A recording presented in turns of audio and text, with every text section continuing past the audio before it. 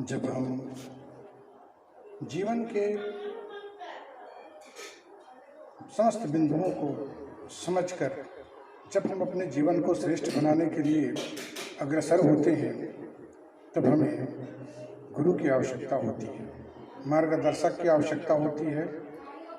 और गुरु या मार्गदर्शक का होना मानव समाज के लिए अति आवश्यक है।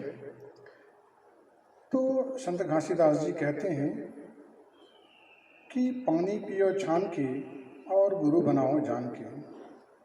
तो अगर आपको गुरु बनाना है, मार्गदर्शक बनाना है, तो आप पहले उसके स्तर को जांच लें कि क्या उसका उद्देश्य सही है।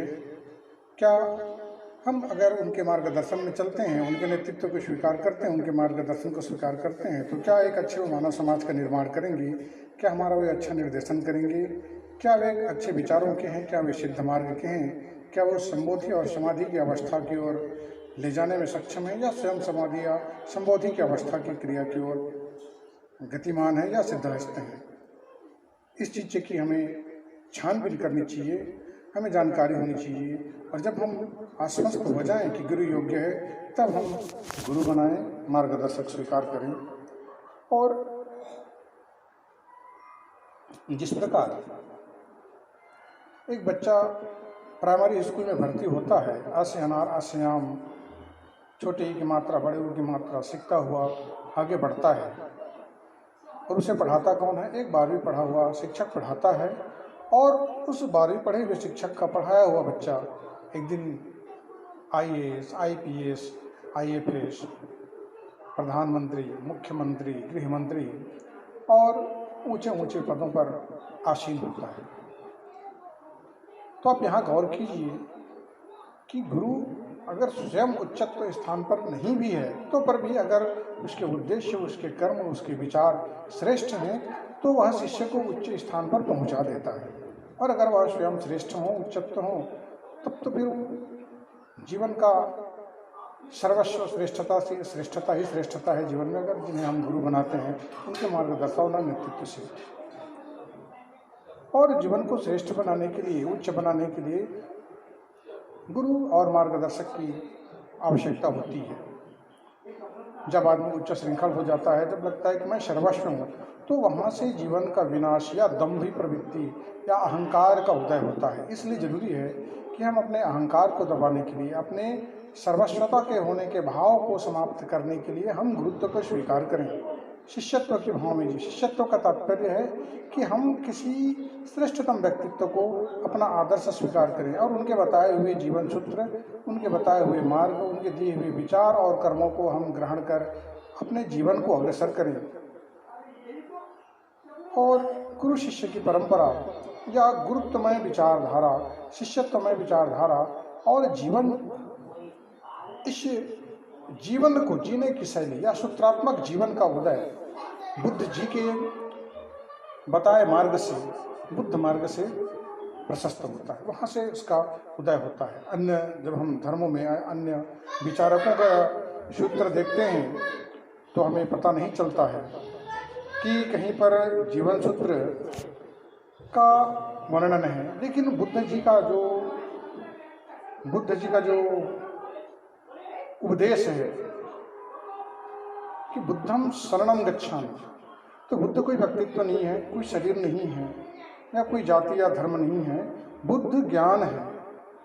तो उन्होंने कहा कि हम ज्ञान या ऊर्जा के शरण में जाएं, बुद्धम शरणम गच्छामि। उसके पश्चात उन्होंने कहा कि धम्मम शरणम गच्छामि, तो धम्म की शरण में जाएं। तो धम्म धर्म नहीं है, जैसा कि आज स्वरूप है। धम्म का अर्थ है जीवन सूत्र। श्रेष्ठतम जीवन के निर्माण के लिए हम अच्छे कर्म, अच्छे विचार और अच्छे जीवन सूत्रों को हम ग्रहण करें। और जिन जीवन सूत्रों को हम ग्रहण करते हैं वही धम्म है। और जब हम धम्म को ग्रहण करते हैं तो संघम शरणम गच्छामि, हमें अच्छे लोगों का, जो धम्म को धारण करते हैं, जो अच्छे जीवन सूत्रों को, जो अच्छे कर्म और विचारों को जीवन में धारण करते हैं, उनका एक संघ बने। क्यों बने? क्योंकि मानवता का कल्याण हो। एक श्रेष्ठ मानव समाज का निर्माण हो, एक आदर्श व्यक्तित्व, आदर्श परिवार और आदर्श समाज का निर्माण हो। इसलिए संघम शरणम गच्छामि, हम संघ की शरण में जाएं। अभी हम वर्तमान में देखते हैं कि जो गलत कर्म करने वाले हैं, जो दंभी हैं, जो कामी हैं, क्रोधी हैं, दुराचारी हैं, अत्याचारी हैं, जो गलत ढंग से जीवन को जी रहे हैं, उनका तो समूह है। लेकिन आपने नहीं देखा होगा कि जो सत्कर्मी हैं, जो अच्छे लोग हैं, जिनका विचार उच्च है, जो सूत्रात्मक जीवन जी रहे हैं, आध्यात्मिक जीवन जी रहे हैं, उनका संग नहीं है। और जिनका संग है तो आपने देखा होगा कि वो मानव समाज को तोड़ने में लगे, गलत दिशा निर्देश देने में लगा। उनका बहुत जरूरी और स्वरूप धर्म का दिख रहा है उनका ऊपर से, लेकिन धर्म का नहीं है, न धम्म का है। वो गलत ढंग से उसके स्वरूप को तोड़ मरोड़ कर प्रस्तुत करके अपना स्वार्थ सिद्ध करने वालों का समूह बना हुआ है वर्तमान में। और मेरे दृष्टिकोण में कहीं पर नहीं दिखता कि जो संघम समझो धम्म को धारण किए हुए हैं, उनका संघ हो कहीं पर, कि जो जीवन सूत्रात्मक जीवन जी रहे हैं, शिष्यत्व में जीवन जी रहे हैं, श्रेष्ठ कर्म और विचारों को धारण कर अच्छे मानव समाज निर्माण के लिए जो जीवन जी रहे हैं, उनका संघ बना हो, समूह बन रहा हो और वे अच्छे मानव समाज निर्माण के लिए अग्रसर हो। इसी का अभाव आज जो हम देख रहे हैं कि मानव समाज में द्वंद्व है, संघर्ष है, आपस में वैमनस्यता है, और जिस संघर्ष और तनाव का जो वातावरण पैदा हो रहा है मानव जीवन में, मानव के परिवार, मानव समाज के परिवारों में, व्यक्तिगत जीवन में, तो इसका मूल कारण है कि संघम शरणम गच्छामि, धम्मम शरणम और संघम शरणम की कमी होना। कि धम्म कि हम अच्छे आदर्श जीवन एक तो विचारधारा और कर्म और सूत्रों को हमने ग्रहण नहीं किया, और द्वितीय हमने अच्छे जो विचारधारा और कर्म और सूत्रों को पालन करने वाले, ग्रहण करने वाले हैं, उनका कभी एक समूह नहीं बना कि वे अच्छे समूह का निर्माण करके, संघ का निर्माण करके मानव कल्याण के लिए उस विचारधारा को, उन सूत्रों को जीवन में आगे बढ़ा सके। और यह जो जीवन का सूत्र बुद्ध जी ने दिया, इस सूत्र को गुरु शिष्य परंपरा के रूप में बाद में उसको प्रचारित और प्रसारित किया गया, और गुरु परंपरा के रूप में प्रचारित और प्रसारित कर गुरु महिमा और गुरु पादुका आदि विभिन्न स्वरूपों में उनका महिमा गान कर, उनका वर्णन कर, मंत्रों का उच्चार कर उसको प्रचारित और प्रसारित किया गया।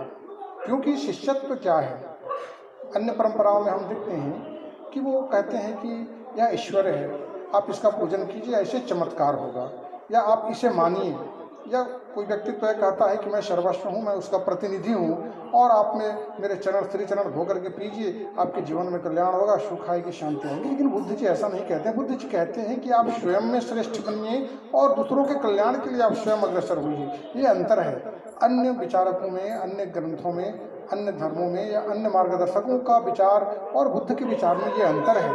वो कहते हैं कि आप धम्म को धारण कीजिए, स्वयं में श्रेष्ठ कर्म, विचार और सूत्रों को जीवन में धारण कीजिए, उसका पालन कीजिए और आगे अग्रसर होइए।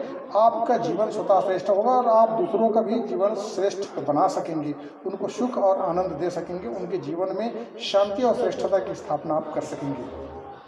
और इसीलिए बुद्ध पूर्णिमा, गुरु पूर्णिमा जिसे अन्य लोग कहते हैं, तो उस बुद्ध पूर्णिमा की परंपरा वहीं से प्रारंभ हुई, क्योंकि लोगों को जीवन सूत्रात्मक जीवन उन्होंने प्रादुर्भाव करा, तो उनके जो शिष्य हुए, उनके जो अनुयायी हुए, उन्होंने उस परंपरा को प्रारंभ किया कि गुरु या मार्गदर्शक जो होता है वह जीवन में श्रेष्ठ होता है, तो उसका एक पर्व होना चाहिए। और उन्होंने बुद्ध पूर्णिमा को गुरु पूर्णिमा के रूप में या बुद्ध पूर्णिमा के रूप में लोगों ने मनाना प्रारंभ किया, और आज हम उसी बुद्ध पूर्णिमा को मनाते हुए उन्हें स्मरण करते हैं। और आज हम संकल्पित होते हैं कि हम अपने जीवन में गुरु को धारण करेंगे और गुरु के बताए हुए, महामानवों के बताए हुए, मानवतावादी महामानवों के बताए हुए आदर्श युक्त जीवन, कर्म और विचारों को हम जीवन में ग्रहण करेंगे, और मानवता के कल्याण के लिए उस ज्ञान और विचार को हम आगे प्रचारित और प्रसारित करेंगे।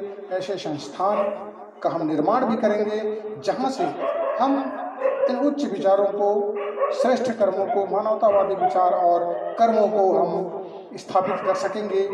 समाज का, मानवता का हम कल्याण कर सकेंगे, और बुद्धत्व को धारण करते हुए आपके जीवन में श्रेष्ठ कर्म और विचार आएं, आपका जीवन आनंदमय हो, आपका जीवन श्रेष्ठमय हो, और आपका जीवन सुखमय हो।